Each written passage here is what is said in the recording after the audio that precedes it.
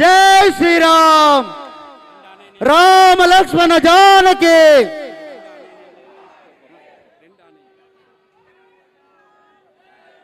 హంపి పీఠాధిపతి జగద్గురు శ్రీ శ్రీ శ్రీ విద్యారాయణ స్వామి వారికి పాదాభివందనం తెలియజేస్తూ వారికి కరీంనగర్ హిందూ ఐక్యయాత్ర తరపున స్వాగతం సుస్వాగతం తెలియజేస్తున్నాము. అలాగే మన ముందుకు రాబోతున్నారు మన ప్రియతమ నాయకులు ఇంకొద్దిసేపట్లో సంజయ్ నగర్ రాబోతున్నారు. మన యొక్క 16వ సంవత్సరంలో అడుగుతున్న మన హిందూ ఏకతా యాత్రను భారీ ఎత్తున సంజయ్ నగర్ వచ్చారు. అందరూ కూడా ముందుకు రావాల్సిందిగా కోరుచున్నాము. మన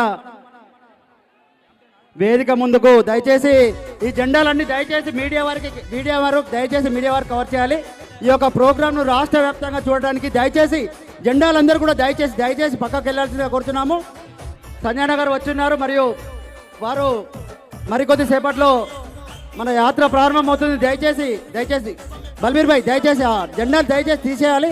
లేకుంటే మన ఈ యొక్క ఇంత ప్రతిష్టాత్మకంగా చేపడుతున్న మన ఏకతా యాత్రను అందరు కూడా చూడడానికి ఇబ్బంది ఉంటుంది. దయచేసి జెండాలను ముందుకెళ్లాల్సిందిగా కోరుచున్నాము.